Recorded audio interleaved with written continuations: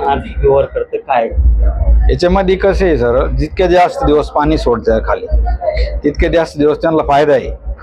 आर्थिक व्यवहार म्हणजे कसं, खाली लोक त्यांना पाणी सोडायचे पैसे देतात म्हणून ते पाणी सोडतात. एक महिना कोणावर आरोप आहे आपला? सगळ्या अधिकाऱ्यांवर आहे, कोणावर आहे? जे पाणी सोडतं, ज्यांना अधिकार आहेत पाणी सोडायचे त्यांच्यावर आहे. नियमानुसार 14 दिवसाचं रोटेशन राहतं. 14 दिवसाच्या रोटेशन मध्ये त्यांनी पाणी बंद केलं पाहिजे. मग एक महिना का बरं चालू आहे पाणी? 14 दिवस बंद झाल्यानंतर पुन्हा 14 दिवस नंतर सुरू करायला पाहिजे असं असतं? नाही, 14 दिवसानंतर पण पुढच्या मागणीनुसार पुढच्या महिन्यात रोटेशन राहतं. पिकाला ताबडतोब पाणी लागत नाही ना. त्यांचं म्हणणं टेल पर्यंत पाणी पोहोचलं नाही. टेल पर्यंत पाणी पोहोचायला पूर्ण कॅनलचं कॉन्क्रीटच झालेलं नाही. टेल पर्यंत पाणी पोहोचतच नाही, आतापर्यंत पोहोचलेलं नाही कधीच. असा विषय आहे. काय नाव? वैभव आहे. तुम्ही आता विरोधी पक्ष नेत्याची भेट घेतलेली आहे, कशा संदर्भात? आम्ही आता विरोधी पक्ष नेत्याची भेट घेतलेली आहे शिवना टाकळीच्या पाण्यासंदर्भात. 1 महिन्यापासून रोटेशन चालू आहे, बेकायदा रोटेशन चालू आहे ते. आणि आमच्या शेतामध्ये अद्रकीचं पीक आहे 1 हेक्टर 60 आर. ते 1 हेक्टर 60 आर पिकामध्ये पाणी येतं आहे. आम्ही 1 महिन्यापासून कार्यकारी अभियंता लघु पाटबंधारे विभाग क्रमांक 1 उपविभागीय अधिकारी शिवना टाकळी यांच्याकडे चक्रा मारतोय. एकही अधिकारी प्रतिसाद देत नाही. सगळे अधिकारी फील्डवर आहे असं सांगण्यात येतं. ऑफिसला कोणीच भेटत नाही, फोन कोणीच उचलत नाही. सगळ्यांचे व्हॉइसमेलवर फोन टाकलेले. त्या संदर्भात आम्ही विरोधी पक्ष नेत्यांना भेटायला आलो होतो, त्यांचा पण त्यांनी फोन उचललेला नाहीये. त्याच्यामुळे आम्ही येत्या 2 दिवसात कार्यालयासमोर आंदोलन करणार आहे. प्रॉब्लेम त्यांनी 1 महिन्यापासून उजव्या कॅनलला पाणी सोडलेलं आहे. ते उजव्या कॅनलला पाणी नियमानं 14 दिवसाचं रोटेशन राहत असतं. तर 1 महिन्यापासून त्यांनी या बेसवर पाणी सोडलेलं आहे का शेवटपर्यंत पाणी पोहोचलं नाही म्हणून आम्ही पाणी सोडलेलं आहे. पण त्याचा मूळ त्यांचा उद्देश वेगळा आहे. पाणी सोडलं त्याच्यात आर्थिक व्यवहार होत आहे काही, त्याच्यामुळे ते पाणी सोडलेलं आहे. त्यांना आर्थिक फायदा होतोय त्याच्यामुळे ते 1 महिन्यापासून लगातार त्यांनी पाणी सोडलेलं आहे. आणि याच्यामुळे या पाण्यामुळे काय झालं, आमचं जे गोंडेगाव शहरातील गट नंबर 21चं शेत आहे, त्या शेतामध्ये पाणी येत आहे. त्याच्यामध्ये आमची 1 हेक्टर 60 आर अद्रक पिकेचं 90% नुकसान झालेलं आहे. एकट्याचं जे काहीतरी शेतकरी आणखी इतर शेतकऱ्यांचं पण आहे, पण हे धरणाच्या 2 किलोमीटर पुढे लगत आमचं आहे आणि इतर पुढल्या पण शेतकऱ्यांचं आहे. पण आम्ही त्यांच्या 1 महिन्यापासून चक्रा मारतोय ऑफिसला, प्रतिसादच देत नाही ते. या तिथले अधिकारी येऊन गेले, पंचनामा लिहितो म्हणत्या, पंचनामा लिहित नाही, काहीच नाही. त्याच्यामुळे आम्ही परेशान झालो होतो. तर साहेबाकडे आलतो, आता साहेबांना पण फोन लावला होता पण ते उचलत नाही फोन. कॅनल काय लिकेज आहे का? कॉन्क्रिटीकरण नसल्यामुळे ना कॅनॉलमधनं पाणी लिकेज होतं, पाझरतं. आणि जे पण काही ते कॉन्क्रिटीकरण झालेलं आहे त्यातनं पण पाणी काही ठिकाणी पाझरतं. तर एकदम बोगस काम त्यांनी केलेले आहे. आणि वारंवार आम्ही त्यांना मागणी करतोय की यावरती काहीतरी कुठे एक ठोस पाऊल तुम्ही उचलावं, जेणेकरून शेतकऱ्यांना त्रास झाला नाही पाहिजे.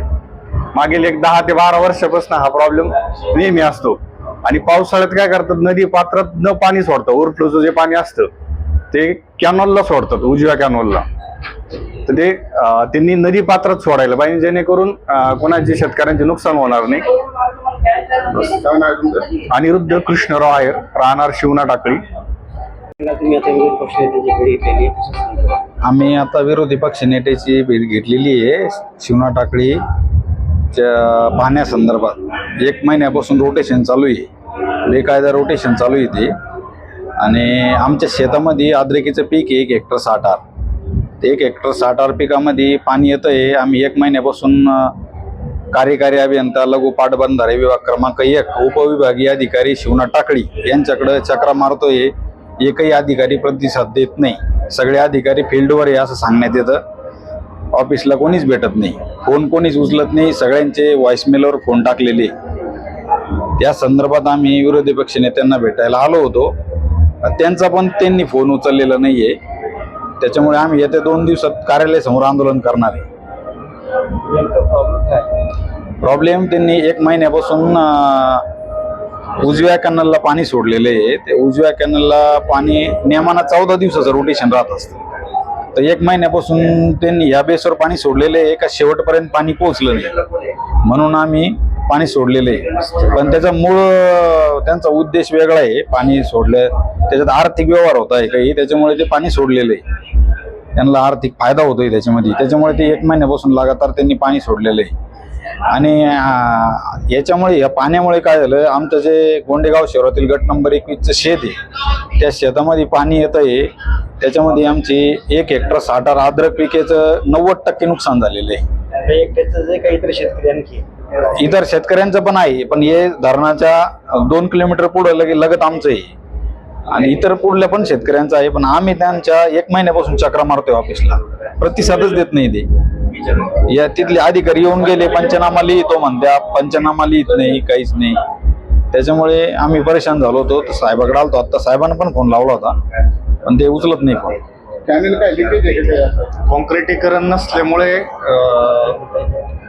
कॉन्क्रिटीकरण नसल्यामुळे ना कॅनॉलमधनं पाणी लिकेज होतं, पाझरतं.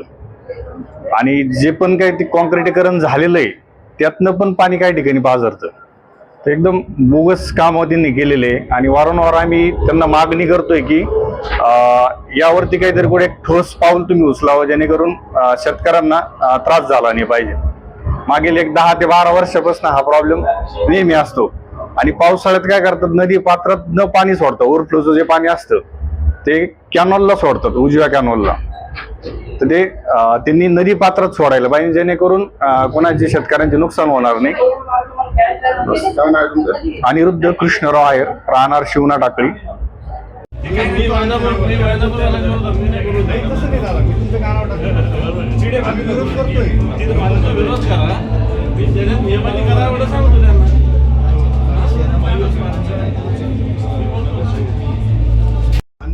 असं वाटतं आम्हाला त्रास होतोय.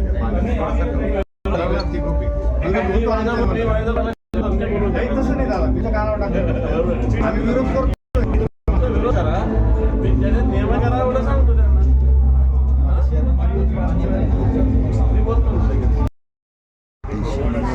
22 71 50